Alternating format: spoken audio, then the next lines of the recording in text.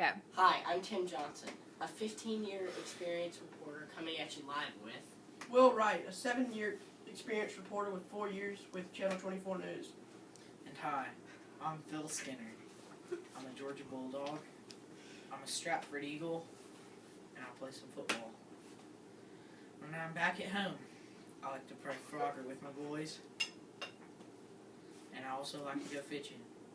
Catch me good old big redfish. Also, I got 50 years of experience under my belt here at Channel 24 News. Here at the Bay of Pigs, we are watching as the raid progresses. It looks like we may be getting a little bit of ground. So, Phil, what's the scene like in Cuba? They're barely hanging on. This fight has lasted one day. I agree 100%.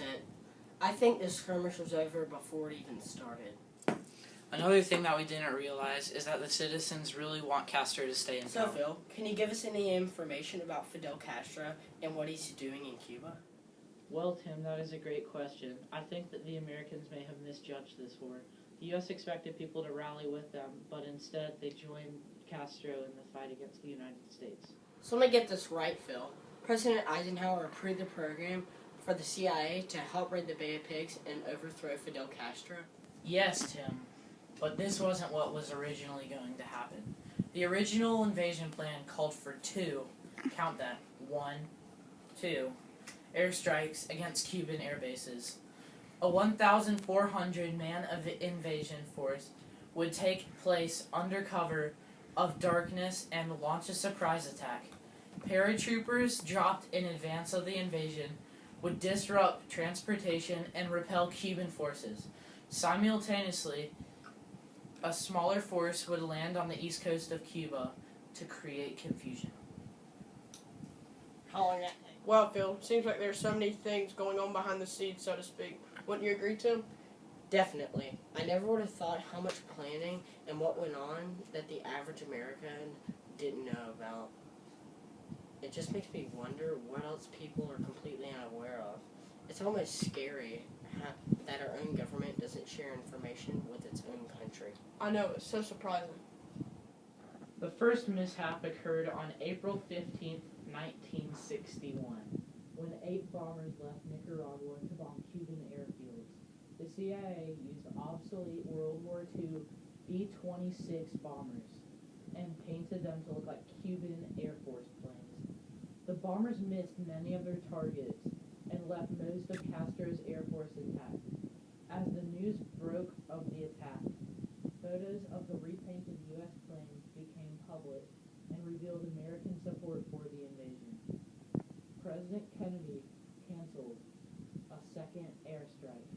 On April 17th, the Cuban Exile Invasion Force, known as Brigade 2506, landed at the beaches along the Bay of Pigs and immediately came under heavy fire. Cuban planes strafed the invaders, sank 2 escort ships, and destroyed half of the exiled invaders. Bad weather hampered the ground force, which had to work with the soggy equipment and insufficient. March 1961, Guatemala. The CIA quietly gathers a brigade of about 1,500 civilians and trains them. The U.S. is preparing an assault on Castro and his government. This time, it's all or nothing. The CIA is about to start a war. The U.S.-backed insurgents are preparing for a landing at a place that will become infamous: the Bay of Pigs. Castro's intelligence knew well in advance about the U.S. plans. From inside Havana, the U.S. attack seems to be going badly from the start. Castro quickly kills or captures the Brigade of Exiles. The exiles are held for a year and a half. Castro visits them. And he came very nicely saying, "Boys, how is the revolution treating you?" Almost in a paternal way. He managed to get a good number of us to applaud him for what he was saying. Okay?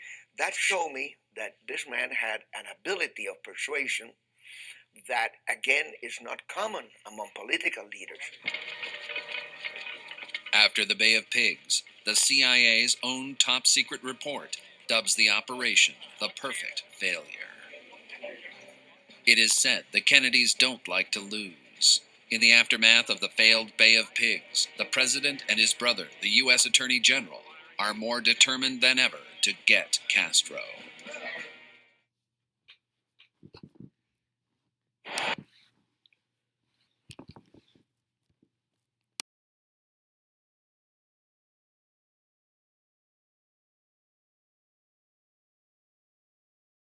Hi, I'm Tim Johnson, signing off from Channel 24 News. Will Wright signing off.